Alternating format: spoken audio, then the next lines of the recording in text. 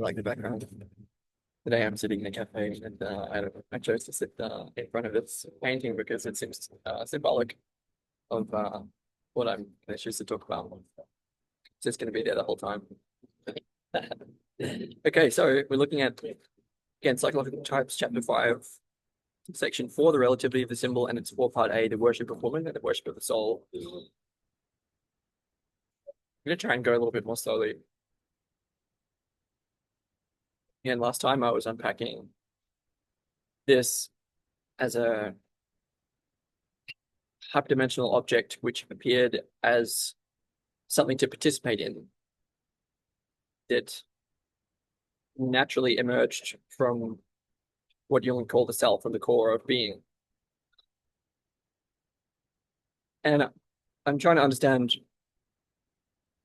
well, we know a bit already about why symbols are important in the sense of facilitating transformative experience and gnosis and um, enacting the functionality of religio, meaning helping us to connect more deeply with reality through the qualities that I discussed last time. I think what we want to explore from here is in terms of the problem of 3 and 4. So let me give a brief introduction. Like there's a sense that we're in a fallen condition, that we're missing something. And that's expressed in there's a condition of lack. And for me, that's expressed in the modern meaning crisis and meta crisis. The idea would be that by getting back in touch with symbolic understanding, by which I mean a language of sense making, which is, for one, archaic, for another, deep within our being, meaning it not just conscious and explicit, but more coming from a deeper layer of our being. That by recovering that sensibility, also known as the imaginal sensibility, that we also recover the architecture of meaning. So a sense of belonging in the world more deeply,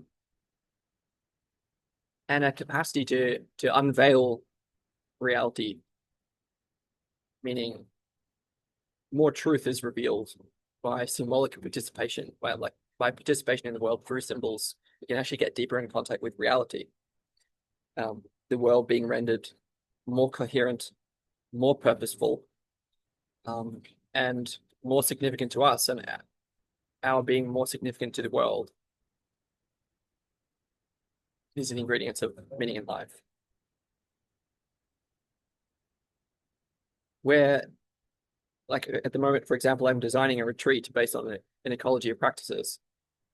The idea being that this ecology of practices is a kind of combination of different psychotechnologies which can allow for the natural emergence of symbolic and archetypal layers of being that can help us to reconvene at the source of our being in group process. And that we can have a more coherent experience of life, experience of who we are, and navigate the challenges which beset us by enabling that emergence, by facilitating an emergence of something through us, rather than by designing or engineering a solution to the problems that we face. The recognition being that a lot of the time our design solutions don't really work.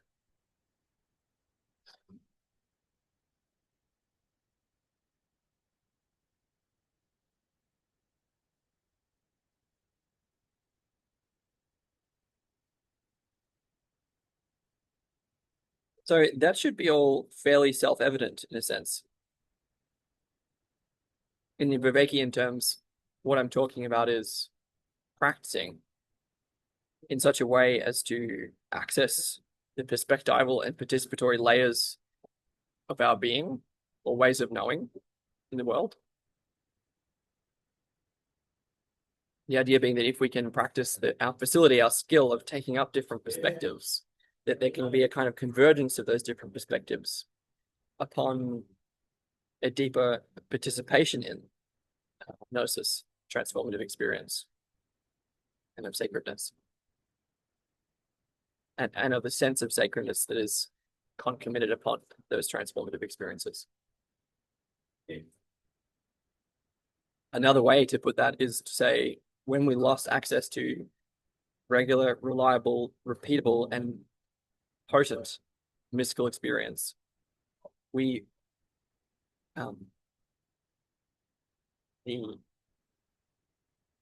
the personality transformations and also sociological transformations, sociological conditioning that went along with those mystical experiences was forgone.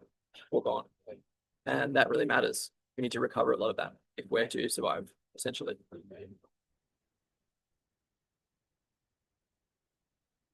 The questions that remain are questions like,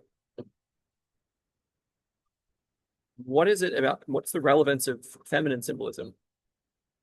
How does that help us in this context?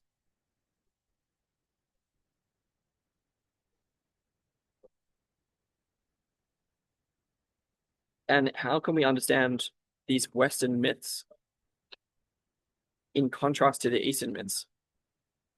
That if we agree with Jung that there's a kind of convergence, right? That if we use the language of Hinduism or of Buddhism or of Taoism or of the Western traditions, that they point to a common source or origin. Well, how can we show that that's the case? And one way to try and show that that's the case is to, again, talk about this. So, I mean, as I said before, obviously, when we're talking about 1, 2, 3, and 4, these are obviously cross-cultural phenomena, right? And so we're talking about a process of, it's a developmental process. Jung talks about it in terms of Buddhism as a process of self-development. But it's the process that unites the different pairs of opposites. And that's essentially what we're talking about. It's a way of getting between and beneath any different polarity or duality, to be with the different perspectives and deeper layers of participation that underlie that split or dual condition. The idea being that if we can precipitate different polarities and hold them in creative tension, that we can facilitate the emergence of natural phenomena that can take symbolic form. But the thing is that, again, this isn't just it's not just a symbol in the pejorative sense. It's not merely a symbol. It's a symbol as it's a kind of hyperdimensional object, or I think it's Thomas Merton hyperobject. It's a higher dimensional phenomena which we don't understand, that has a numinosity that is both profound and helpful given our situation. At least that's what I'm going to be arguing. And at some point, it should be self-evident. I think the questions that remain are, if we accept that that's roughly the case, and that restoring access to like a participation in what I mean by the term symbol, yeah, can be helpful. Some of the questions are like, why is the feminine symbolism relevant to that? And how? How can trying to work out what is the how question?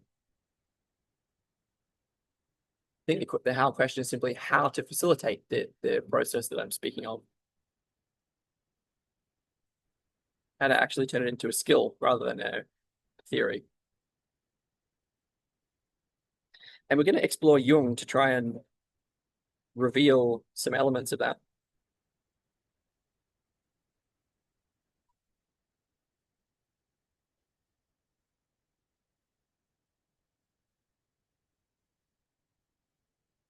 I'm going to be stopping and starting a little as I gather different thoughts together. If that doesn't bother anyone. There's an aspect of what I'm doing right here, which is a self-reflective process. What I mean by self-reflective is, for example, the quotations that I'm bringing from Dante, for example, they actually refer to what I'm doing. They refer to, I'm trying not to simply explain something, but I'm actually trying to invoke something and also evoke something.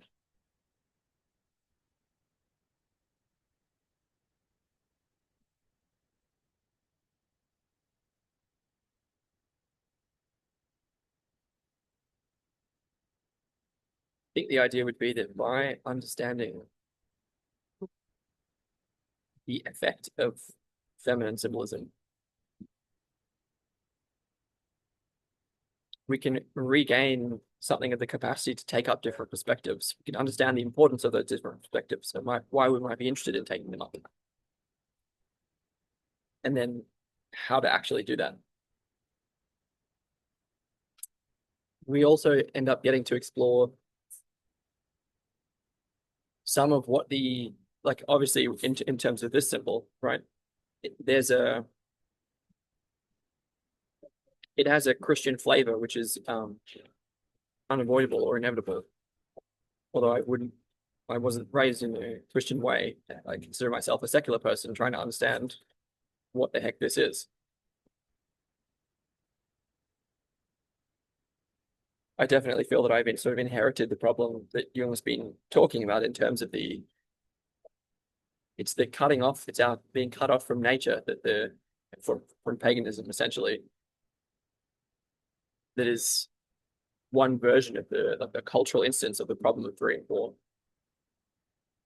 that we need to navigate out of, as far as I can tell.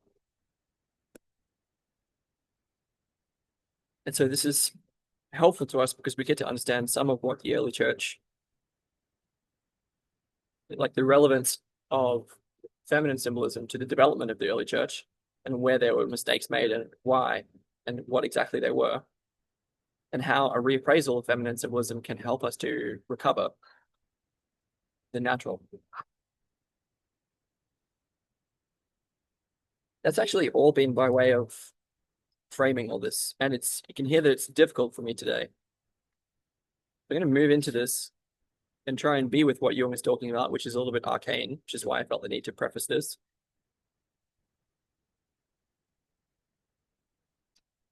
Let's get into it. So I think at the simplest level, it's the process of navigating between different pairs of opposites and trying to unveil, trying to uncover whatever is beneath them. And the symbolism that we're going to be using is going to help us do that, I hope.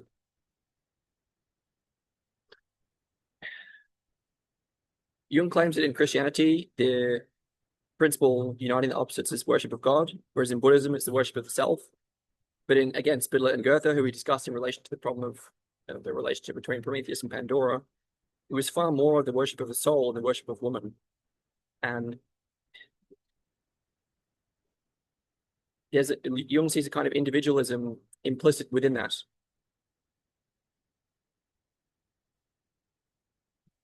So Jung's claiming that the modern development of individualism kind of coincides with the worship of woman, which he interprets as he thinks of the worship of woman, of the feminine, let's say, as a symbol of the worship of the soul. And that's what he sees in Dante. So Jung is regarding the high evaluation of woman as a distinctly modern development, and he's trying to show how that's the case by referring to Dante, where what Jung is talking about is that the worship of woman seems to be symptomatic of a high point of the developmental process which we're discussing, which we could think of different aspects of that have to do with self-development and of spiritual development, respectively. Okay. So now we get these quotes from Dante, which reveal or show this worship of the woman, which Jung regards as highly developed. So from Dante, O Virgin Mother, daughter of thy Son, humbler and more exalted than all others, predestined object of the eternal will. Thou gavest such nobility to man, that he who made mankind did not disdain to make himself a creature of his making. More verses. This man, who from the nethermost abyss of all the universe, as far as here, has seen the spiritual existences, now asks thy grace, so thou wilt grant him strength, that he may with his eyes uplift himself, still higher toward the ultimate salvation. I proffer to thee all my prayers, and pray they may suffice, that thou wilt scatter from him every cloud of his mortality with thine own prayers, so that the bliss supreme may be revealed. May thy protection quell his human passions. Lo, Beatrice, and many a blessed soul, entreat thee with clasped hands to grant my wish.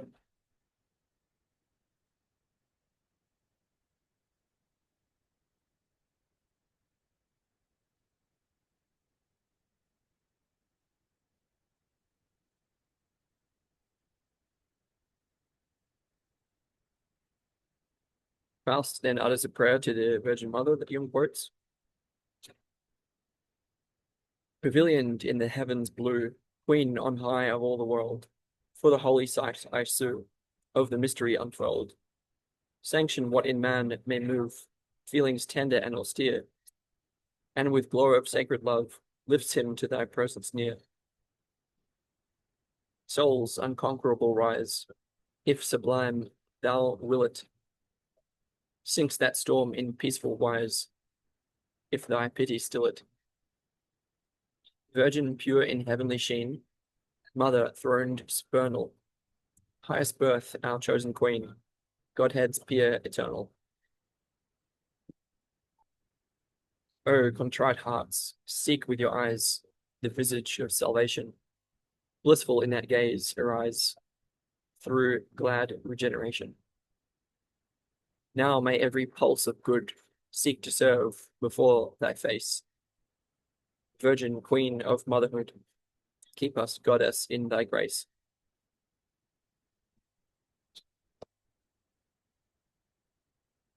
We get one more quote, and then Jung's going to talk about what this all means. These are symbolic attributes of the Virgin in the Litany of Loreto. Going, lovable mother, wonderful mother, mother of good counsel, mirror of justice, seat of wisdom, cause of our gladness, vessel of the spirit, vessel of honor, noble vessel of devotion, mystical rose, tower of David, tower of ivory, house of gold, ark of the covenant, gate of heaven, morning star. Yeah. So Jung derives from all this the functional significance in psychological terms, the psychological function of the image of the Virgin Mother. Jung says that these images, they show how the anima affects the conscious attitude. So it shows how the feminine part of the personality affects the conscious attitude, where she appears, quote, as a vessel of devotion, a source of wisdom and renewal.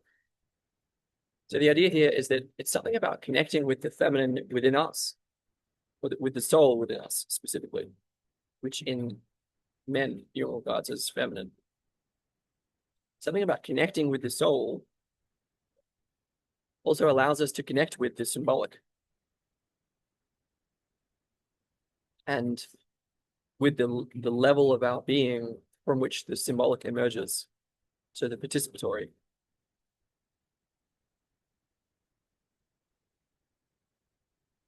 And so the symbols of the feminine, for example, we're going to be talking about the vessel, as in the grail,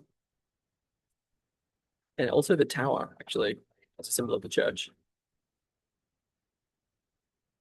These are, they come imbued with the attitude toward those feminine symbols is one of devotion, is one of exaltation. And the idea is that this His attitude toward those symbols is itself symbolic of an attitude toward the feminine. I would say that's sort of symptomatic of the fact that we've lost what those symbols are pointing to, where they're coming from. That's why we're exalting them, because we know that we're missing it. We're lacking something. But it can also be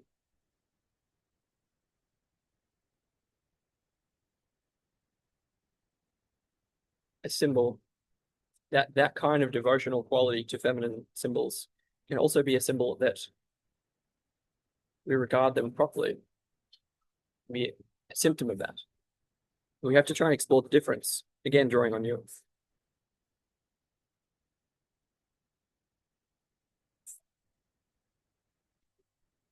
So now we draw on the theme of early development of the church. And that theme is going to help us to explore what went wrong, when, and why.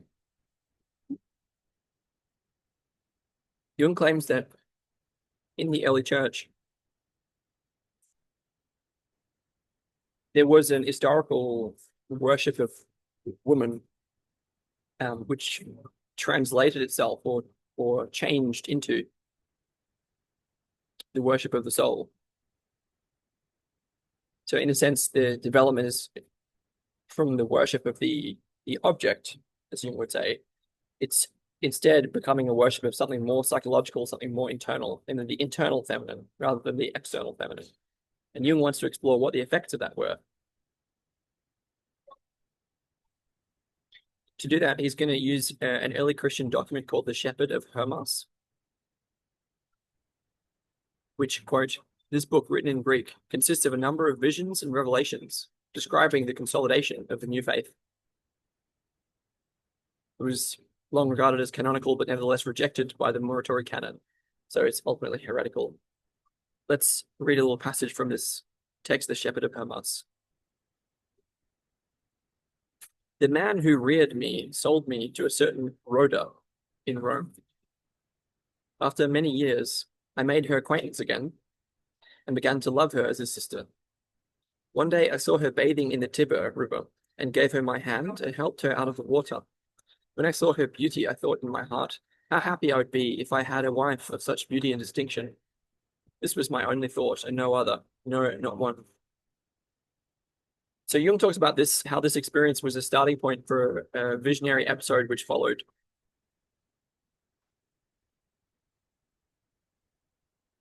So essentially, this story is relating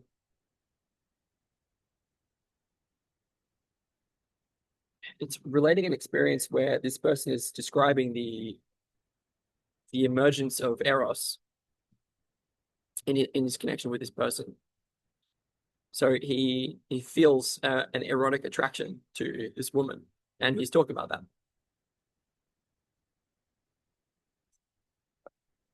So the thing is that this Hermas was already a Christian and already the father of a family. So the story involves the disclosure of these feelings, but then the repression of them that has a certain effect that Jung wishes to talk about. So Jung says, it is abundantly clear from what follows that this repressed libido wrought a powerful transformation in his unconscious, for it imbued the soul image with life and brought about a spontaneous manifestation. And I will read the passage that follows, but we can see already here that the idea is that energy flows through us. Jung calls libido. Energy flows through us. I'm just using energy as a metaphor. We can just say energy, though, at this point. It flows into life toward the object and is dispersed among the many objects that are in our cultural milieu. Such as, for example, in the erotic attraction of a man to a woman, it flows to, in this context, what I'm describing as the object, and to the real, actual woman. However, there's a process here that when that energy, when that eros is withdrawn from the object and internalized, so brought within then it activates imagery and symbol in the unconscious within oneself. And that has the effect of like bringing up these symbols from the depths.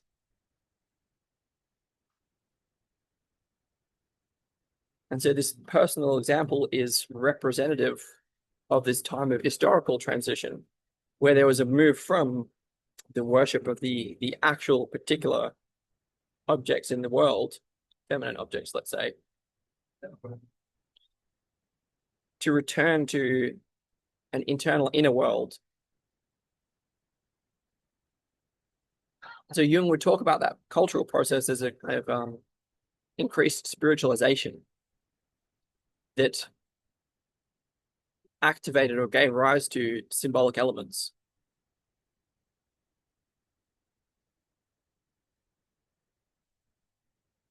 The key point I think I can draw, for example, from the quest for the Holy Grail, the idea being that in this story, the more that the Knights of the Round Table are sort of spiritually impure, the more they allow themselves to sin, in Christian terms, the more their libido, the more their energy flows out into the world of manifest objects, and therefore the less energy they have available to pursue their quest toward the higher feminine symbolism of, in their case, the Holy Grail. Should be able to see from that point how the introduction of Christianity transferred the worship of woman to the worship of the soul image, which is something more internal and psychological. And that this internal process corresponded with sociological changes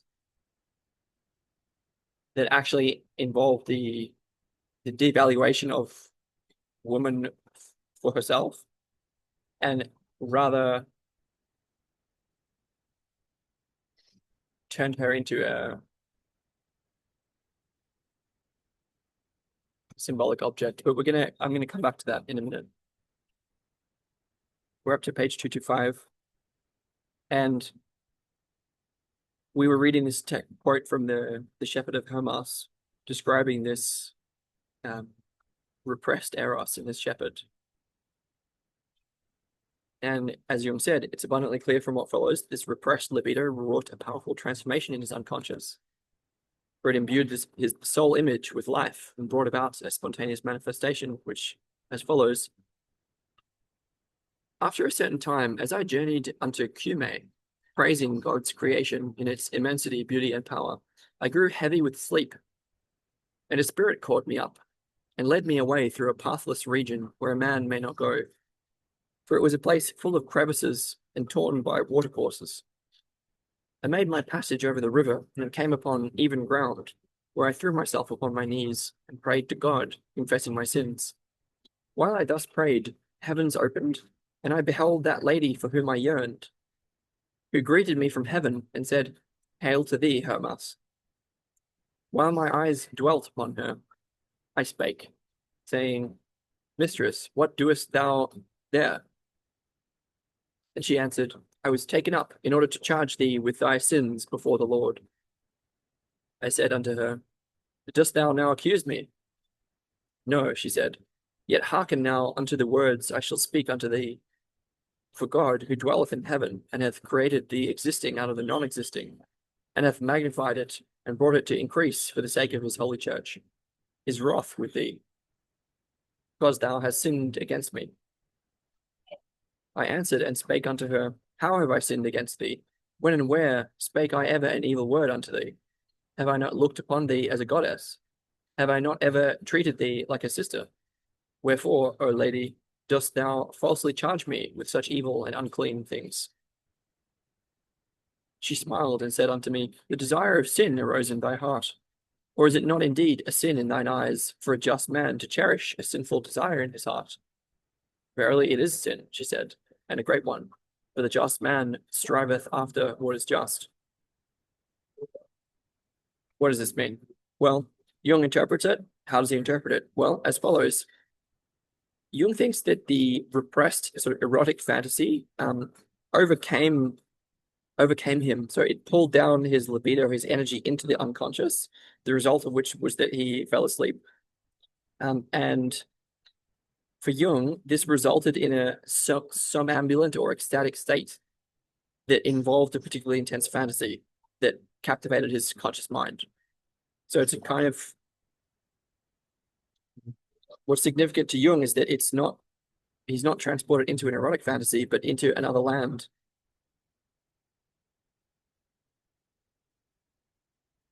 where the feminine symbol, this lady, appears to him in a divine form, as if a goddess in heaven. And for Jung, what that means is that this repressed erotic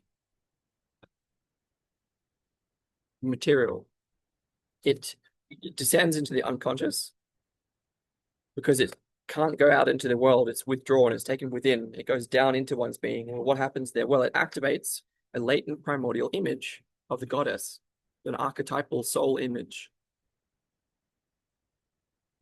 Jung says, the erotic impression has evidently become united in the collective unconscious with archaic residues which have preserved from time immemorial the imprint of vivid impressions of the nature of woman. Woman as mother and woman as desirable maid.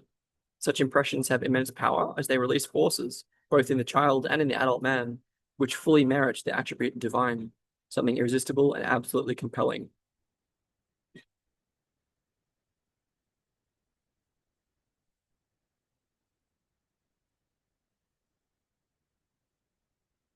This is, again, a personal example from The Shepherd of Hermas, describing how this erotic fantasy is withdrawn into the person, descends into the unconscious, activates archaic symbolic contents that have to do with the exaltation of woman, the images of the Divine Mother, and the archetypal soul image.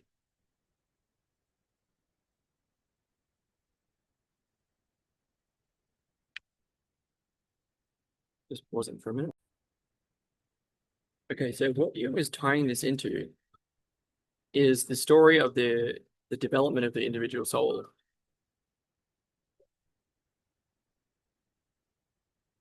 And so Jung is sort of arguing that through the development of culture, from a more hunter-gatherer way of life to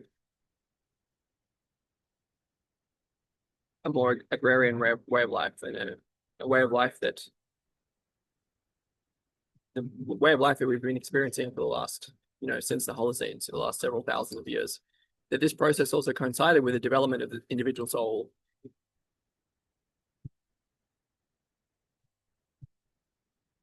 And Jung's using this story to show that. So the idea is something like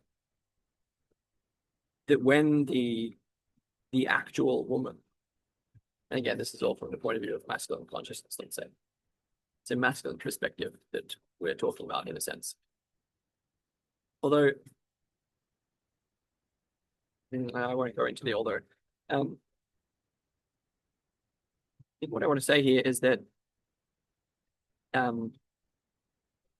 the actual woman is many a time serving as in the place of the soul. And the story relates how when that energy is withheld, when it's drawn within, then it can instead of flowing out into the world, it can be reserved, it can be held onto, and that it can be devoted to the development of one's own inner feminine. And Jung thinks of that as equivalent to like that energy contributes to the development of the soul. This shows how, if we understand how that took place in cultural history, namely that instead of worshipping the individual woman, we instead started to worship, for example, the Virgin Mary, which is a more spiritualized image. That it corresponded with increased valuation of the soul. And by analogy, the what Jung calls the primitive. So again, people who are living in a more hunter-gatherer style have a fear of losing the soul. So there's a way that when the passions overtake one, when one is overcome with feeling toward what you would call the object, then there's a way that the possibility of restraining oneself and setting limits on one's own, we could say femininity, for the sake of the development of oneself, that's no longer available. It's kind of equivalent to a loss of soul.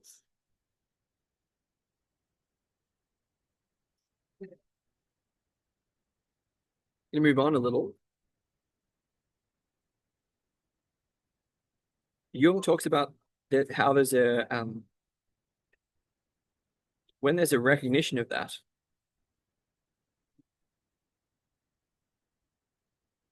that a counter process can be very helpful. And what Jung means is that for example, things like exorcistic rites, so exorcism, so denying the power of the object by exercising a certain passion, for example, a certain demon. The idea would be to bring back the soul, to release it from enchantment. And this is a way of getting the libido, instead of flowing out into the world toward the objects, to get it to flow back within, into oneself, into the unconscious, and to activate the material which is latent there. And this corresponds with the story in the case of the Shepherd of Hamas, where this character, Rhoda, who we were talking about, is transformed into a divine mistress. And that means that so that the character that Hermas is in relation to undergoes a transformation. And that transformation is one from being an actual person into being an inner image, an image of the divine feminine. And Jung thinks of this as depriving the actual object of her provocative and destructive power. And that has the capacity to bring Hermas, this transformation has the capacity to bring Hermas under the law of his own soul.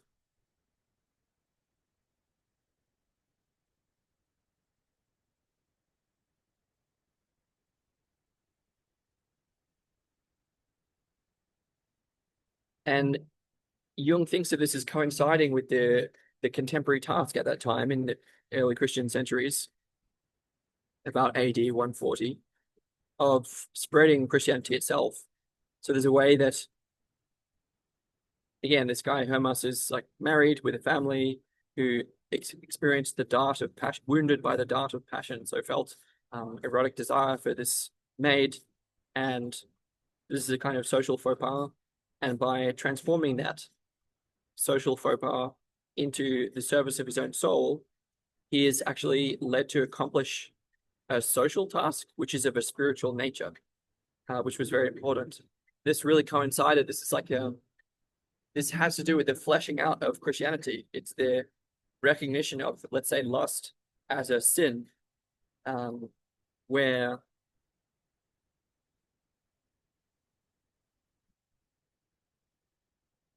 it's a kind of social task that this person was beset with.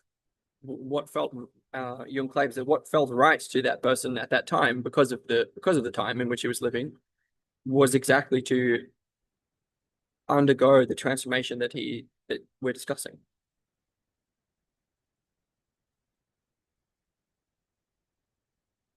That's what allows Jung to say, in order to fit him for this task, it was clearly necessary that his soul should destroy the last possibility of an erotic attachment to the object, as this would have meant dishonesty towards himself.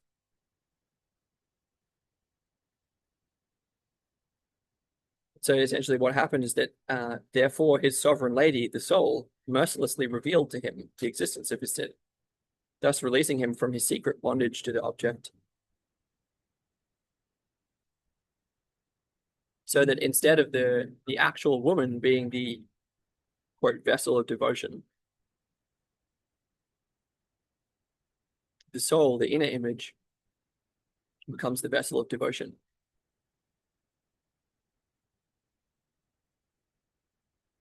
Jung thinks of this as that the last vestige of this passion had to be eradicated if the contemporary task was to be accomplished.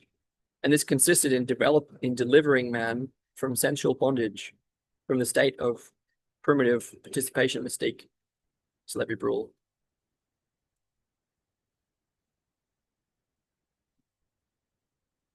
Yeah, so for Jung, the spiritual function had to be differentiated in order to restore psychic equilibrium. So Jung thinks of this as a process of cultural spiritual development enacted within one person. That, according to Jung, philosophy and reason are not adequate to. Quote, reason can give a man equilibrium only if his reason is already an equilibrating organ. But for how many individuals and at what periods of history has it been that we're not rational creatures?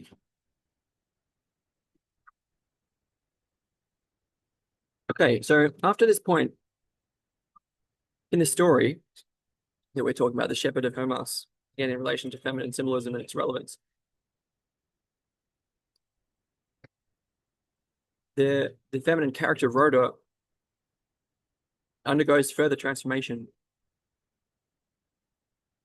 So, quoting from Jung, after his conversation with Rhoda, her image vanishes and the heavens close.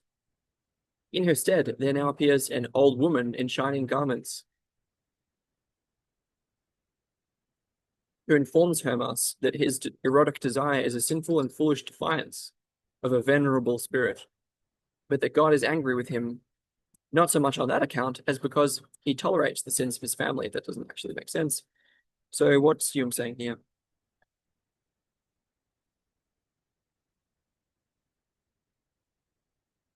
So basically, this person, Hermas, is essentially receiving a series of visionary images from the anima or from the soul figure from internally.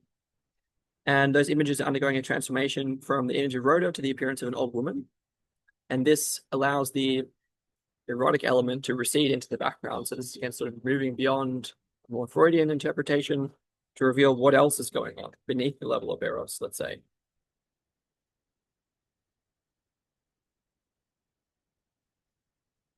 It says, it is later revealed to Hermas that this old woman is the church.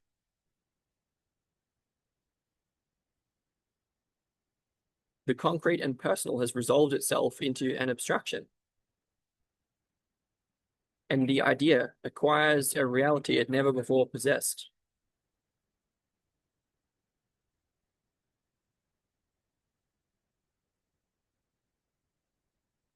So this old woman who represents the church reads from a mysterious book. We learn that this book sets forth a certain mission. And so there's a way that this is kind of buying into the quest for the Holy Grail sort of thing, where there is a sovereign lady or a mistress to whom this character Hermas is devoted. And in this case, that mistress is represented by this figure of the old lady who presents him with a task. It's like, for example, in the Knights of the Round Table stuff, imagine that there's a knight and he's wandering around. This happens several times in the book, where the knight encounters a damsel, a maiden, who begs for assistance. Well, the knight is like spiritually pledged to honor that request. We're talking about something analogous to that. So the sovereign lady, represented by the old woman, presents this character Hermas with a task, which, quote, as her knight, he is pledged to accomplish.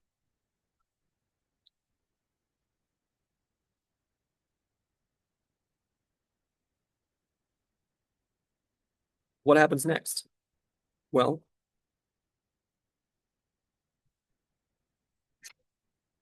Hermas has a vision in which the old woman reappears.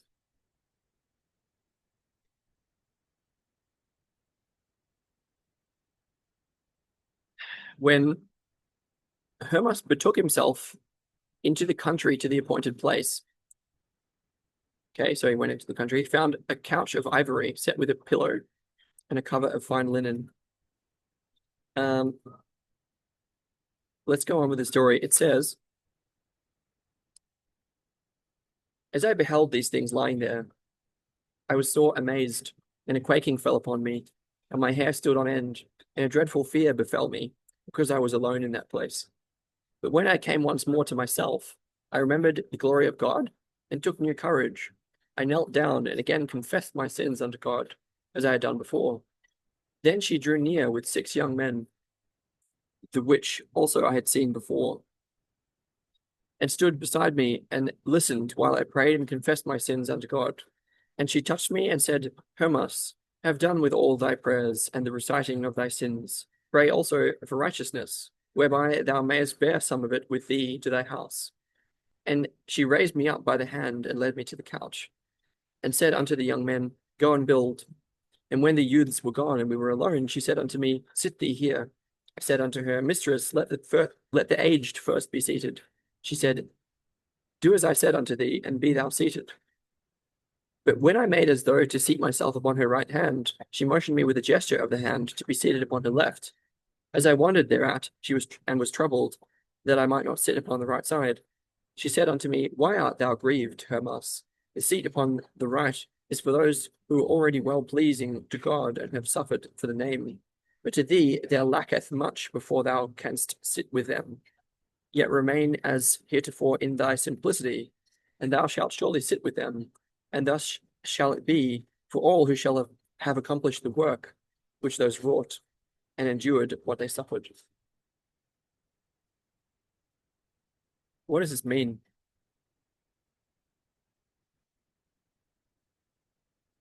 Jung claims that this story indicates that Hermas as a character is needing to fight vigorously against more erotic associations. So it's a story that's about the translation of the erotic expressed as as lust, as sexuality, into a more spiritual or mood of holiness, more spiritual development. This is page 230.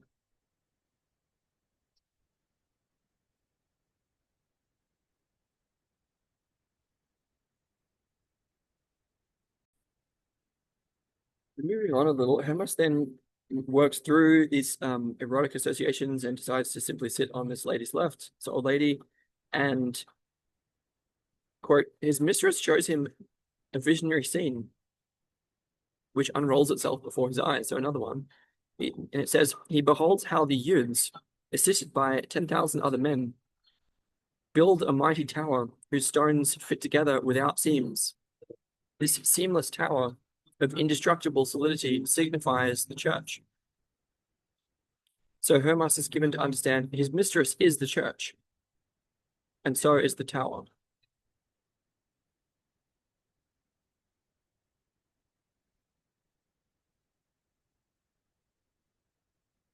So the connection is it's a process of development of feminine symbolism in this character Hermas, from the maid to the old woman, to the old woman as a representative of the church, to the tower as a representative of the church, as a symbol of the church.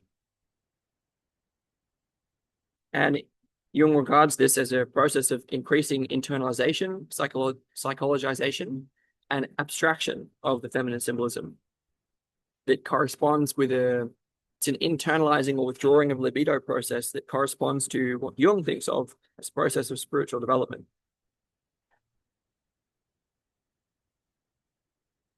So here we have the tower as a feminine symbol, as a symbol of the church, where again, quote, Hermas is given to understand his mistress is the church.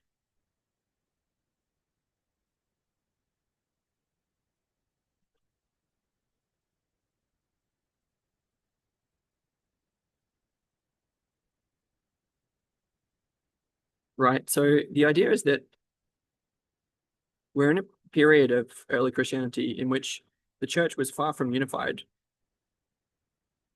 As Jung says, Christendom at that time was far from being one flock under one shepherd. So the idea of the tower of the church is as a kind of solid and stable structure that would unite the disparate elements of Christianity into a seamless, inviolable whole. This is what allows us, and indeed in the story, to regard the church as a kind of a seamless vessel. It's a feminine symbol. It's a symbol of the inviolate. It's a symbol of virginity.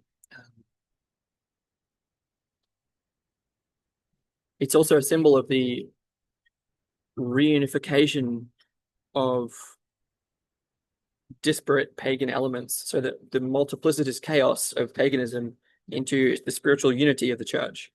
So it's a process of unification and spiritualization.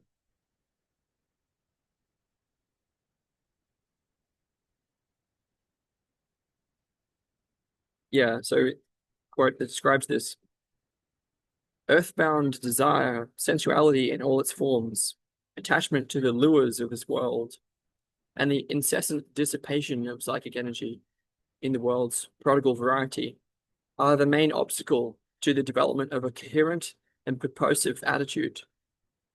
Purposive attitude. Hence, the elimination of this obstacle must have been one of the most important tasks of this time. That's what's going on in this story. So Jung simply summarizing to say, we've already seen how the original erotic stimulus and the energy it released were canalized, what developed into or focused into the personification of the unconscious complex, becoming the figure of Ecclesia, the old woman, whose visionary appearance demonstrates the spontaneity of the underlying complex, according to Jung. So again, we have the withdrawal of the energy from the world and the internalization of that energy, leading to the activation of internal symbols that have to do with the worship, the sacralization of the feminine, that correspond to a process of cultural spiritual development that has a flavor of toward unification and toward abstraction, toward psychologization,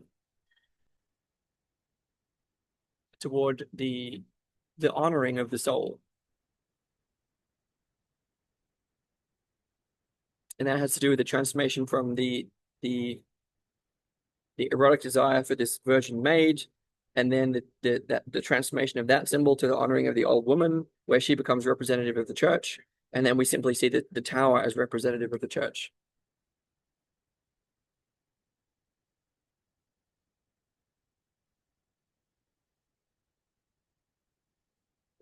So to draw out the connection between the feminine symbol and the tower, because the tower might appear on the face of it as a phallic symbol, which it certainly is, Jung draws from, again, the litany of Loreto, the tower associated with the Virgin Mother, for example, from the Song of Songs 4:4, thy neck is like the Tower of David, builded for an armory, and 7:4, thy neck is a tower of ivory.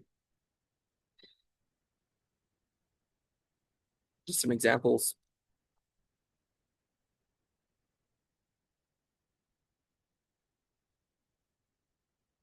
We also have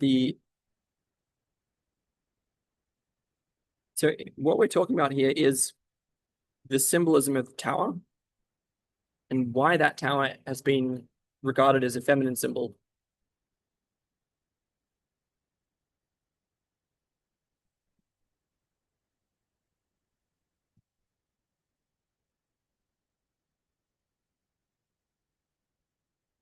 So Jung talks about how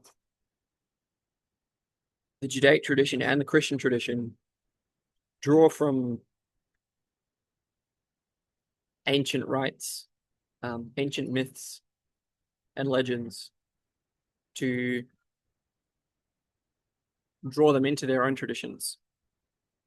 So, for example, he talks about the Song of Songs, which was originally a love poem,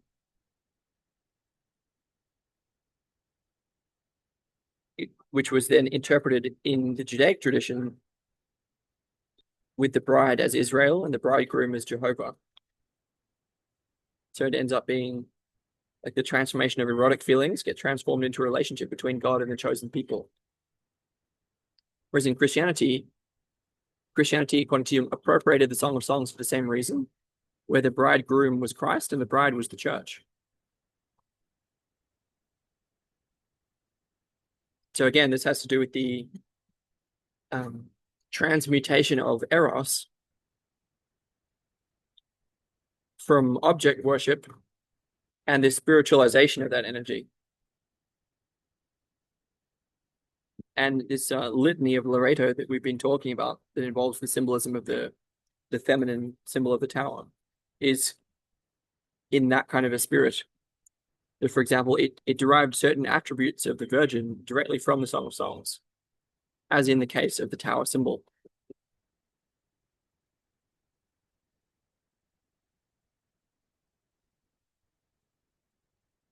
There are other images, for example,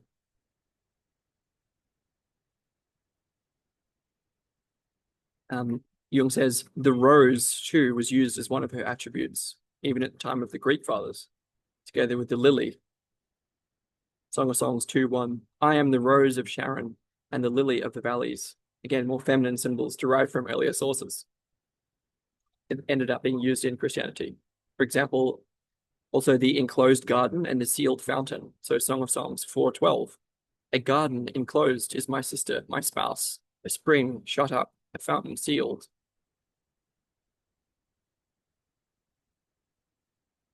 So this is sort of these symbols that get interpreted. The enclosed garden gets interpreted as a symbol of virginity, for example.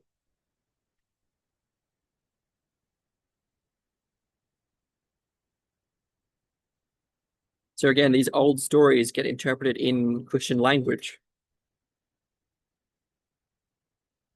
There's another example. St. Augustine employs the simile of the thalamus of the bridal chamber for Mary.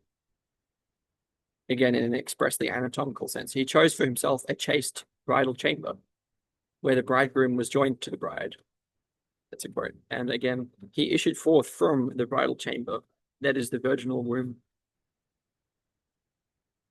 So there's a connection here between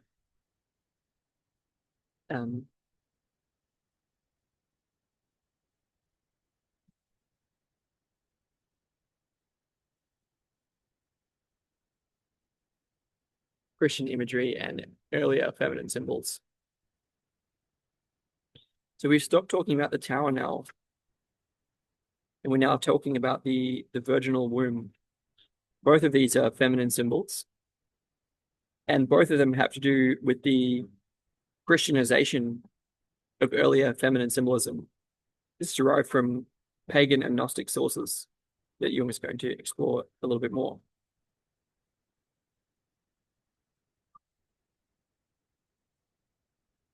Jung says, the interpretation of the vessel as the womb is confirmed. So there's again a quote from St. Augustine, not of earth, but of heaven did he choose for himself this vessel through which he should descend to sanctify the temple of shame. And that's a super interesting quote that I want to just unpack for a minute. So the idea is of the church as a vessel. So that there's a so that sort of man and wife or bride and bridegroom and bride is sort of connected with Christ and the church of Christ.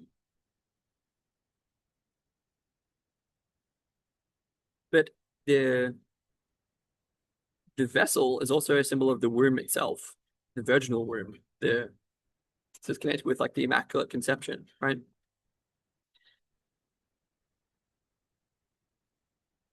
But that vessel, I think, it can also be taken not just as the womb, but can also be taken as the body and as the life. What I mean is that the body that we're in, the life that we're living, can itself be taken as a vessel where we understand that we've descended into this earthly realm in order to, quote, sanctify the temple of shame.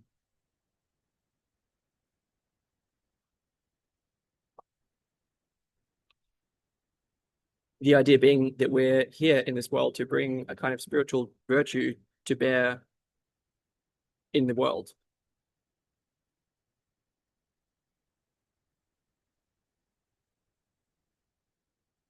Which is, I guess, an interpretation of this Christian imagery in a, I would say, not in an exclusively Christian way. We can also see the connection with Stan Groff, where if we take the vessel as indeed the womb, then it's through the birth canal that we've come into this world, and that also that the trauma that we derive from that experience is symptomatic of a fall. That's where we derive the experience of fallenness. That would be one interpretation. Moving on, Jung draws more passages to show how the sort of Christian interpretation of all this feminine symbolism is very contrived, to argue that these symbols of the vessel as feminine and of symbols of the church, for example, they derive from sources that are not biblical. They derive from pre-biblical origins.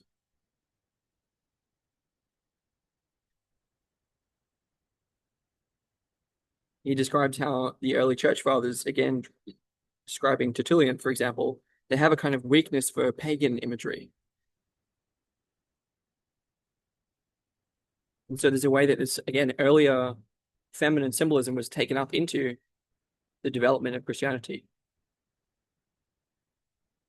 that then wants to claim those symbols for itself.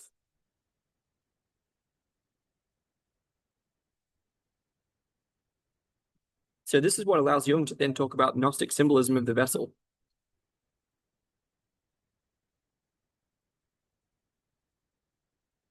So he says,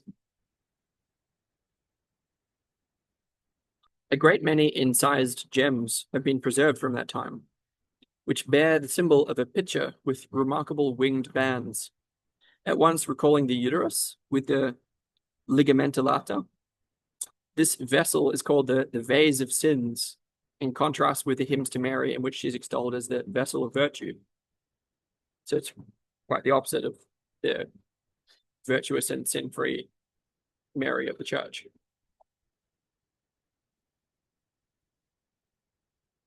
He also talks about how this symbolism derives from ancient Egyptian symbols that have to do with the fecundation of Isis by the seed of Osiris. So this is the Isis and Osiris mysteries. Again, Isis was a goddess that was worshipped for many thousands of years in that part of the world. The Isis mysteries is like a well-known some sort of origin or is the time in the development of culture that long preceded the worship of the Virgin Mary, for example, but it's very much about the worship of the feminine. I'm also referring to Peter Kingsley there, for example, in The Dark Places of Wisdom.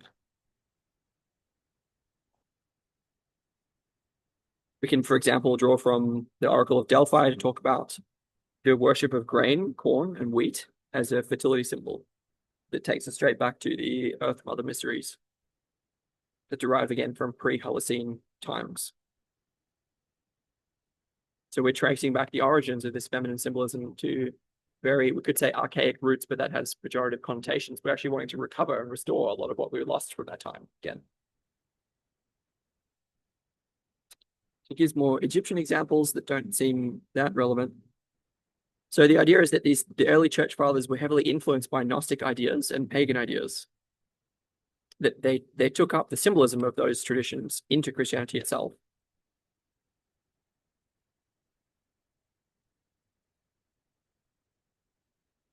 Yeah, so Jung says it's not inconceivable that we have in the symbolism of the vessel a pagan relic that proved adaptable to Christianity. And this is all the more likely as the worship of Mary was itself a vestige of paganism, which secured for the Christian church the heritage of the Magna Mater, Isis, and the other mother goddesses. So it drew up the energy of the worship of all the different feminine figures into the worship of Mary. And the image of the vessel of wisdom also recalls the Gnostic prototype Sophia. And again, this has to do with the Elaine Pagels and the Gnostic Gospels, where we discover that if we consult the again the Gnostic Gospels, like the Gospel of Thomas, Gospel of Philip, there are others that I forget, Gospel of Truth, and the Gospel of Mary, among others, we discover that Sophia, in a way, gave rise to Yahweh. I won't say more about that here, but simply to say that the restoration of this sacralization of the feminine from in a little bit less of a not so spiritualized and purified form as the worship of the Virgin Mary is a big part of what we're missing. We're going to talk a little bit more about that here, where we're talking about how official Christianity absorbed certain Gnostic elements that manifested themselves in the worship of woman and found a place for those things in the intensified worship of Mary. Now, we know from Viveki and others that when early Christianity was developing, it really took off about 3 centuries after Christ, when Emperor Constantine of the Byzantine Empire was converted, and Christianity became the official religion of the Byzantine Empire. That process corresponded with a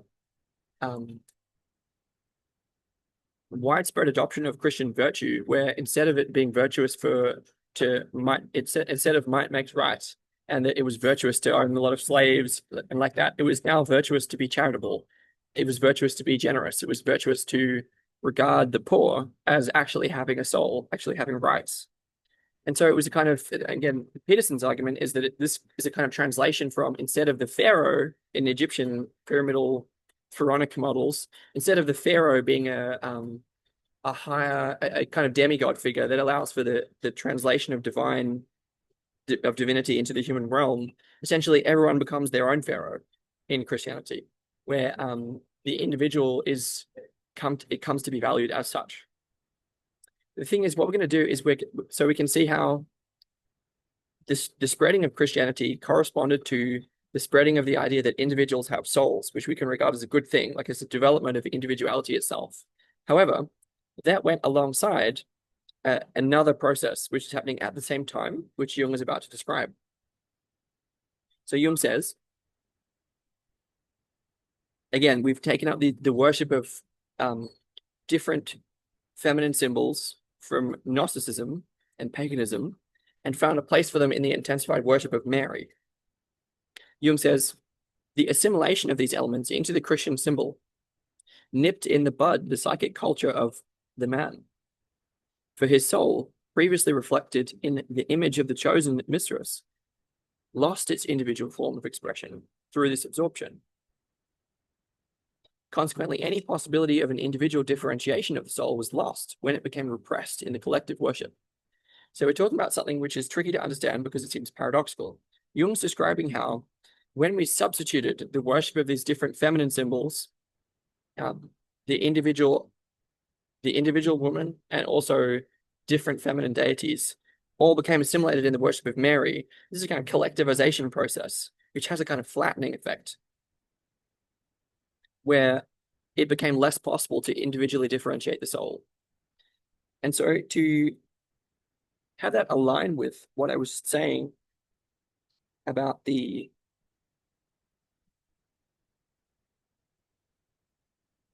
development of the value of the individual, I'm going to pause. So the connection that I'm drawing on is that Christianity broke down these rigid social hierarchies and created a radically inclusive field of personhood. So what I mean is that the individual is no longer reducible to the tribe or the class, but instead acquired a value in and of themselves, so acquired a moral dignity as a person, um, which is a great leap to what we think of as the individual personality. But at the same time, there was a different development that was going on, and that was the collectivization of the archetypal feminine. And like at the same time as giving the individual um, moral dignity, there was Christianity also imposed a uniformity on psychic life, on inner life. And it did that by centralizing the worship of the feminine in the image of the Virgin Mary, where instead of there being multiple different avenues for the worship of the feminine, there was only one, which it leads to a kind of flattening of the psychic expression of individual expression. So it's very paradoxical because this there was like an official channel for worship, right, in the church itself, and you couldn't worship it other things in other ways, and that actually leads to reduced differentiation, reduced opportunities for personal expression of the feminine. And so,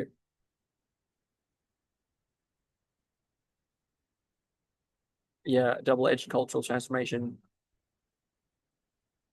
Christianity opens new space for the individuality in the ethical and social sphere, but it also constrains individuality in the imaginal and archetypal sphere. That will do. We're on page 235 of 240. And what effect did that have? Well, it made the individual more valuable as an individual, right? But it also meant that the individual couldn't express themselves as such. Well, what was the effect of that?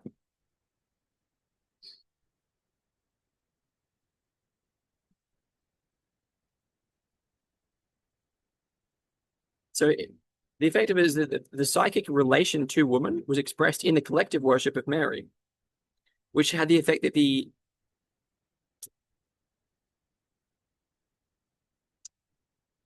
mm, the image of woman for herself was actually devalued.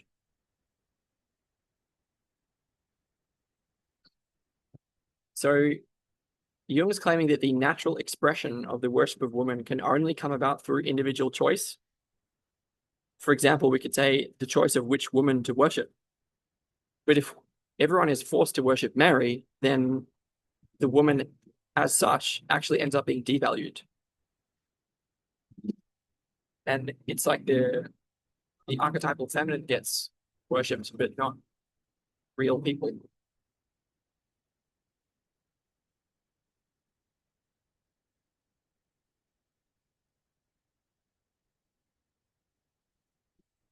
According to Jung, this had the effect that in the unconscious, the image of woman received an energy charge that activated archaic and infantile dominance in the unconscious.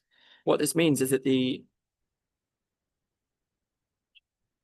devaluation of real women out in the world was compensated by demonic traits, where um, what went along with the increased worship of the Virgin Mary is also the appearance of actual women as demons and as persecutors and witches. And Jung says the consequence of increased Mariolatry was the witch hunt.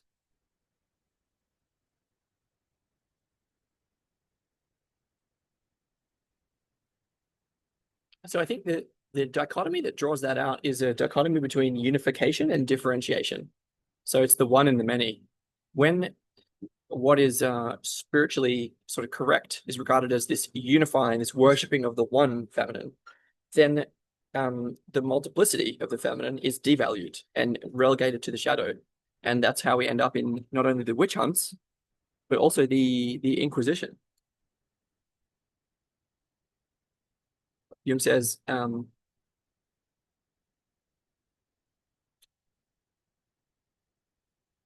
This activation could find no satisfying expression in collective Christian symbols, for an adequate expression always takes an individual form.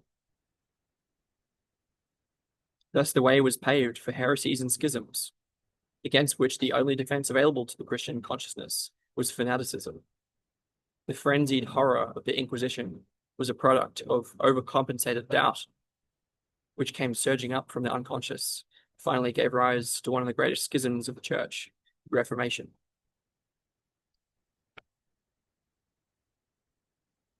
So if we can see that this is the case, that the sort of, I guess, sort of spiritualization and the abstracting process of cultural development in the worship of different feminine symbols, that this leads to this paradoxical,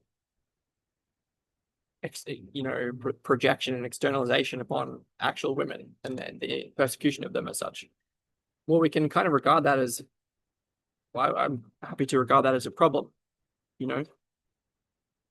The idea being, can we create a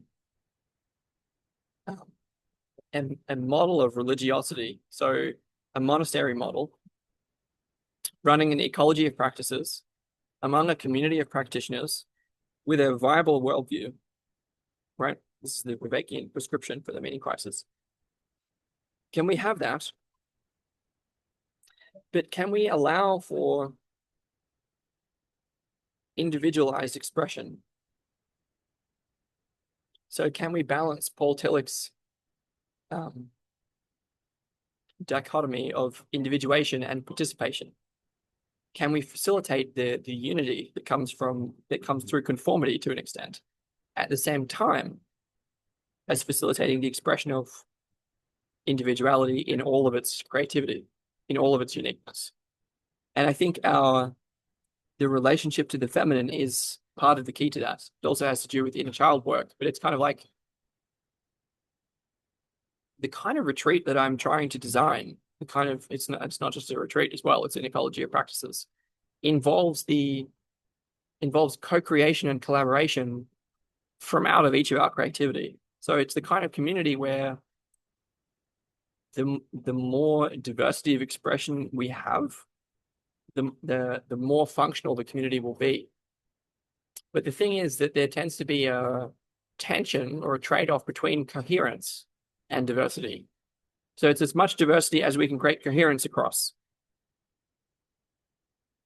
What I'm wanting to do is apply this way to hold the tension of opposites between unity and diversity, so that we can find a way of practicing together that allows individuals to be. So it's a way of being in a group such that individuals are supported to be more of who they really are, rather than needing to be less of who they really are, rather than being cogs in a machine.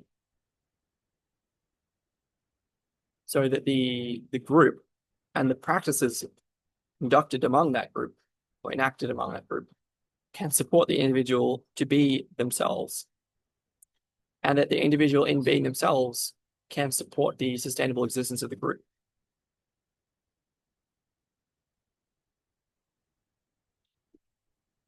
And the idea is that if we can combine our different perspectives in artistry, in creativity, in collaborative work, in co-creative work, if we can honor each of our perspectives and show how they're relevant and fit into a broader process, then we can actually get beneath what each of our egos wants to create and allow a natural creativity, a natural emergent phenomena to emerge from the depths of our being. And that phenomena is, to Jung, inherently symbolic. It comes from an archetypal level of consciousness that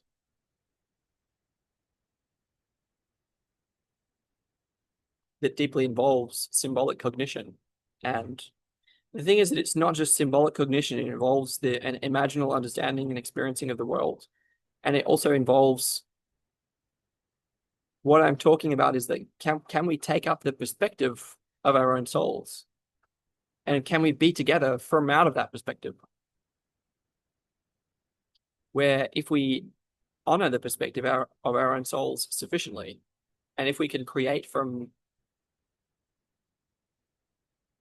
out of those perspectives in togetherness, then that is the kind of group process that I think is most interesting and most likely to bear fruit. Because I think the kind of creative products that emerge naturally from the ground of our being,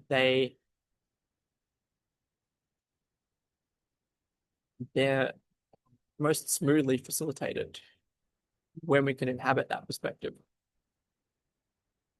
Because if we're trying too much, if we're trying to engineer too much, if we're trying to create something artificial or arbitrary that we desire too much, then it's coming from the ego. It's not coming from the right level of depth.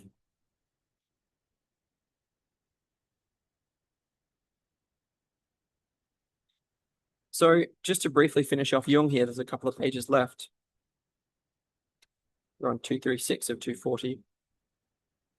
The reason that Jung is dwelling on the symbolism of the vessel is because he wanted to elucidate the psychological relations between the worship of woman and the legend of the Holy Grail. So we can see that we've seen the transformation of this feminine symbolism in the culture, in Christian, the development of early Christian culture, and we've seen how that shows up in the individual as well. We've also seen how that results in a certain problem that has to do with the dogma of the church, the conformity and conformism that's required by that church, and the repression of individuality that went along with the simultaneous supposed valuation of the individual as such. The individual wasn't allowed to express themselves as they really are, and that we can intentionally correct for that. And I would also call that a reformation process.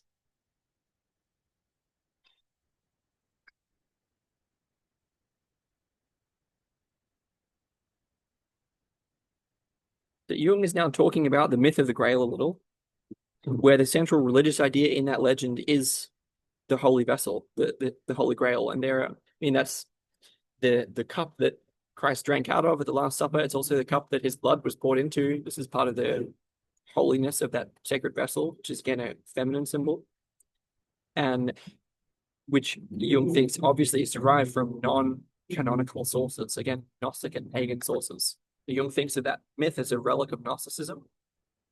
He also draws evidence that it derives from the magic cauldron of Celtic mythology. So there's a Celtic god Bran likewise possesses a cauldron of renewal. Anyway, I also mentioned the I Ching in this context.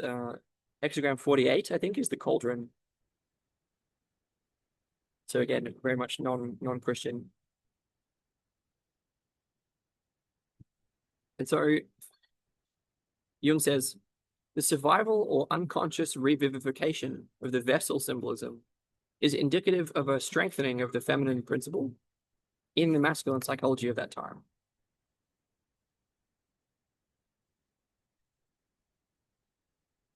Its symbolization in an enigmatic image must be interpreted as a spiritualization of the eroticism aroused by the worship of woman. Jung says, experience shows that when the libido is retained, one part of it sinks, one part of it flows into the spiritualized expression, while the remainder sinks into the unconscious and activates images that correspond to it, in this case, the vessel symbol. The symbol lives through the restraint imposed upon certain forms of libido, and in turn serves to restrain these forms. To be effective, a symbol must by its very nature be unassailable.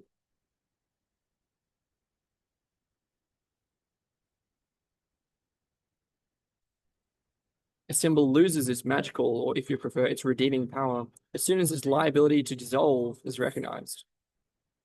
It must be the best possible expression of the prevailing worldview, an unsurpassed container of meaning. It must also be sufficiently remote from comprehension to resist all attempts of the critical intellect to break it down. And finally, its aesthetic form must appeal so convincingly to our feelings that no argument can be raised against it on that score. For a certain time, the Grail symbol clearly fulfilled these requirements, and to this fact it owed its vitality, which is not exhausted today. I think we can see here that we can actually take the if you like, the moral of the story of the quest for the Holy Grail in our reappraisal of the importance of symbols. So if we want to derive creative processes from a certain level of depth of our being, then we have to facilitate that by internalizing in the way that Jung was describing. So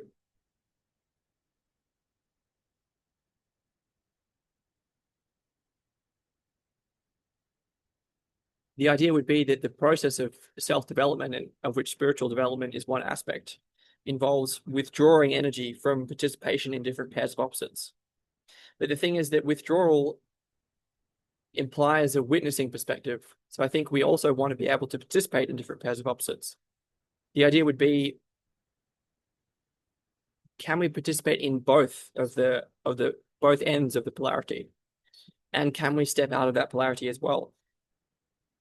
When we can do all of that, participate fully in each of the perspectives of the polarity, and also withdraw from into a third perspective, if you like, then that duality can be is by virtue of that transcended as such. And it's that which is required to get down to the level of our being from which symbols can naturally arise.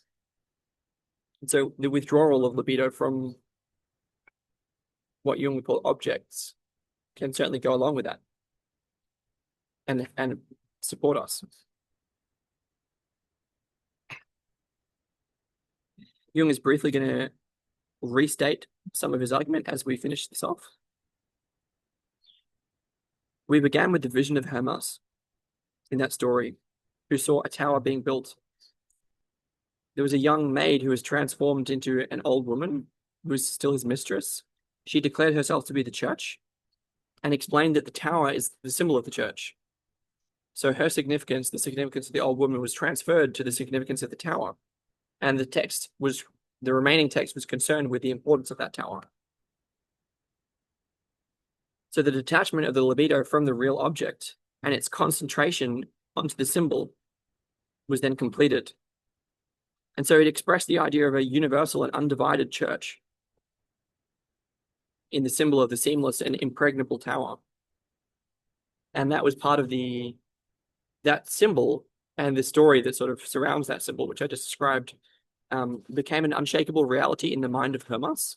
So that was part of his social role at that time, was to sort of establish the, again, seamless and impregnable tower of the unified church, and to bring that into being. But what went along with that process is that the detachment of the libido from the object transferred it into the subject, where it activated images lying dormant in the unconscious. In Jungian language, it would be that by the internalization of the energy into the evaluation of the feminine within, the soul within, that the unconscious can be activated and drawn upon for the sake of creativity, for the sake of creative expression and indeed spiritual development. The images which get activated in the unconscious that become symbols of like that process is as old as mankind. For as Jung says, symbols may be found among the relics of prehistoric man, as well as among what, quote, the most primitive human types living today. We don't have to agree with Jung there to agree with him that symbol formation has an extremely important biological function, and the one that we've been misrecognizing for a very long time.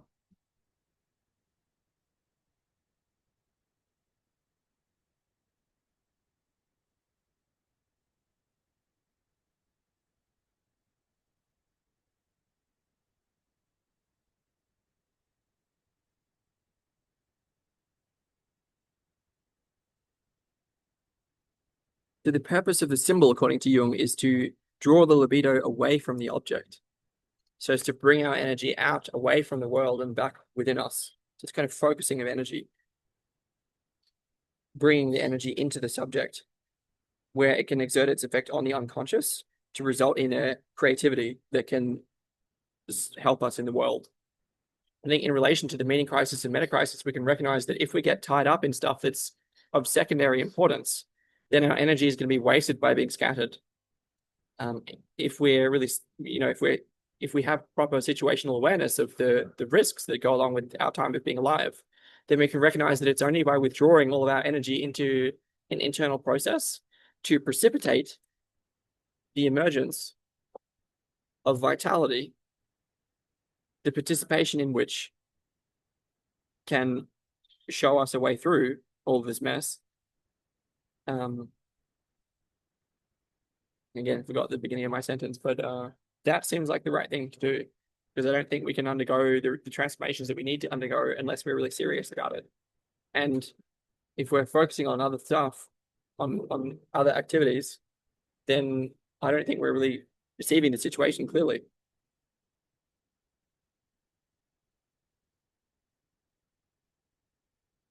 Jung says, this is the purpose the symbol serves. And to this end, it came into being. It draws libido away from the object, devalues it, and bestows the surplus libido on the subject. The surplus exerts its effect upon the unconscious, so that the subject finds himself placed between an inner and an outer determinant. This being the inner determinant, and the world itself being the outer determinant. Whence arises that between position, whence arises the possibility of choice and relative subjective freedom.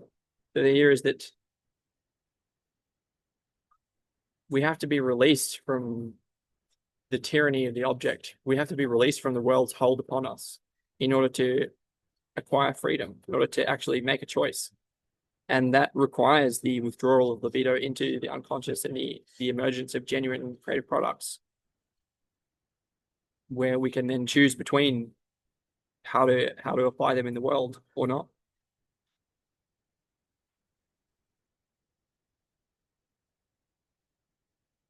And so Jung has used the vessel symbolism, the symbolism of the holy vessel, the Holy Grail, as an illustration of the way that symbols are derived from archaic conceptions. So how are they derived? Well, we've talked about that. It's the withdrawal of the energetic involvement in different polarities. And I think this corresponds, I would say, to the introverted half of the process of the transcendent function, the individuation process, where, again, the participation and the involvement in pairs of opposites is also important. We don't want to be only witnessing pairs of opposites. We want to be participating in them such that they're not an obstacle to us.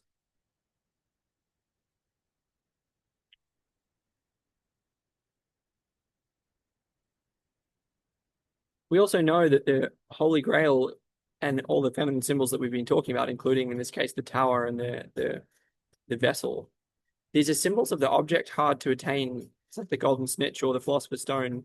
And it's from the masculine perspective that they represent the goal of spiritual development or enlightenment that we're sort of trying to reach. The idea being that it's the Eastern ways from Hinduism, Buddhism, and Taoism, for example, that involve a process of sort of introjection or going within, in a sense.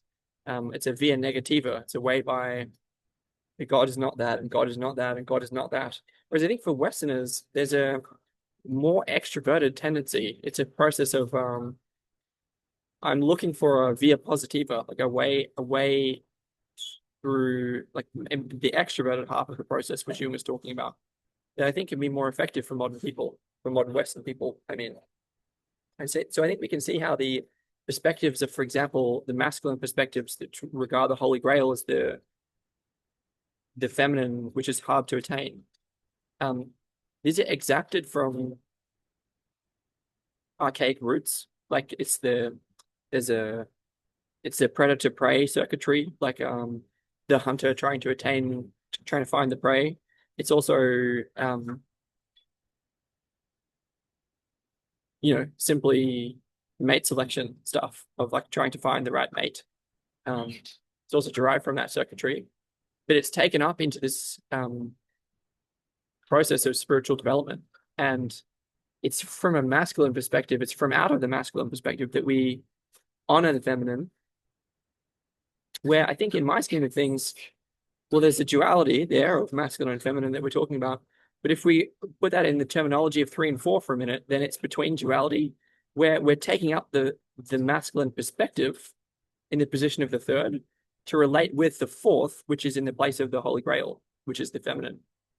And it's a sort of the masculine is sort of honoring the feminine that it depends on, that it comes out of and returns back to.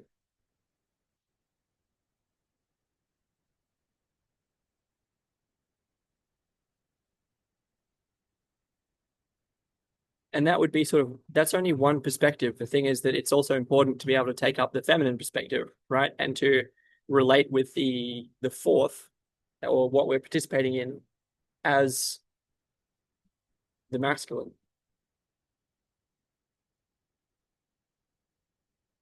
But we won't talk about that today.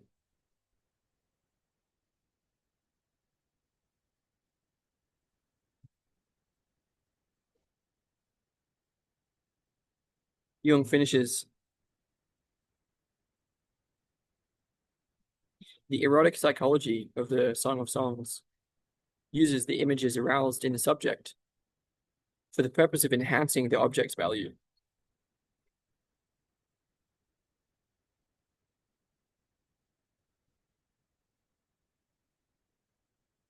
Ecclesiastical psychology employs these same images in order to guide the libido towards a figurative object, while the psychology of Hermas exalts the unconsciously activated image into an end in itself, using it to embody ideas that were of supreme importance for the minds of that time, namely the consolidation and organization of the newly won Christian attitude and view of the world.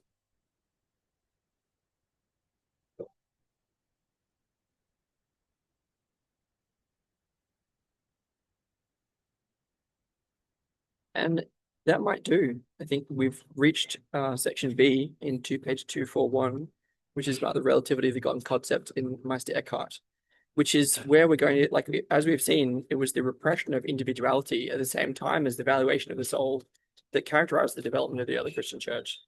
So by extension, can we see in Christianity the valuation of the individual? And can we then build that into our cultural design that we're hopefully enacting in our modern day as a way of redressing the distinct inadequacy of the tradition that we've inherited, frankly.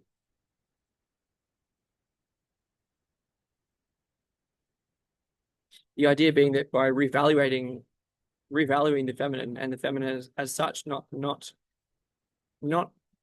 conforming ourselves to worship of the feminine, which is in a sense too purified, too spiritualized, too collectivized, but can create space for the multiplicity and individuality of, yeah, genuine cultural diversity. I think we can see, especially after, if we invoke the values of the Enlightenment, the rational Enlightenment, I mean, that all becomes necessary. And it becomes necessary to facilitate genuine revelation, I think. Unless we can accept that we need to get deeper within who we really are. And that it's by facilitating these natural processes of emergence. I don't think conformity to the church in the collective sense can help us get to that level of our being.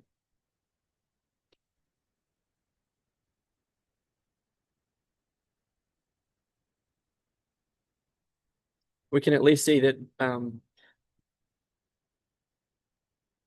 reformation in the church, reformation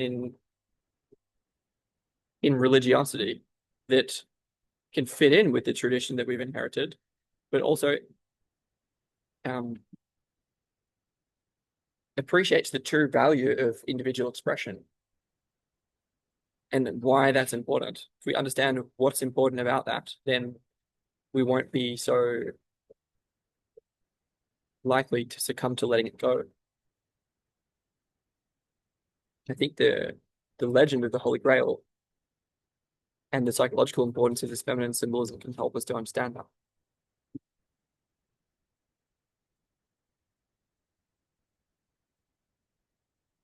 to appreciate why symbolic understanding is important and why, I mean, of course, to a degree, we have to understand each other and exist as part of the same culture. But if we repress the individual while also claiming to honor it, then we end up with the kind of devaluation of the feminine and of the natural world that has characterized our culture for the last several thousands of years. And to me, that cultural development perfectly coincides with, yes, there's a process of spiritual development that's going on there. And yes, we can take up the evaluation of the individual soul as a genuine development of modernity, I'm happy to say. But I also think we can see how that went along with the conformity and collectivization that was required for the institution of the church to persist. And then we can see that that comes with the weaknesses that institutions come with, and that a different model of problem solving, namely DAOs, decentralized autonomous organizations, can't have those same weaknesses, can't succumb to those same weaknesses. And that requires the appreciation and integration of genuine diversity, genuine individuality, while also having coherence. And it's the design of that in pedagogy, in practicum, that ought to be concerning us. Certainly concerning me.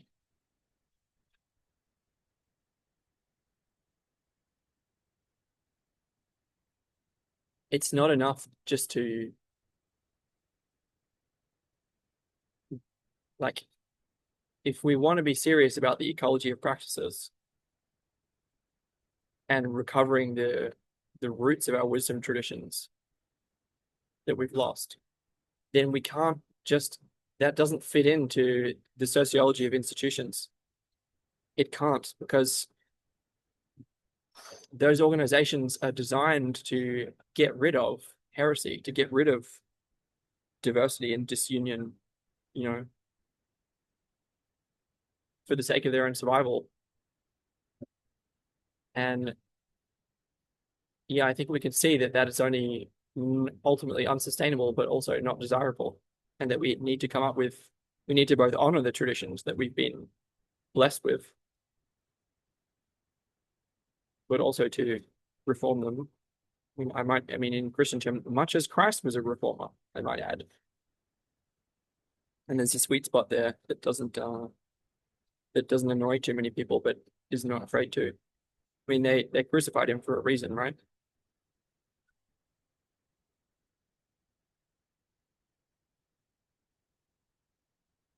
I'll leave it there. This has been, if I didn't say, the 29th of the 9th, 2025.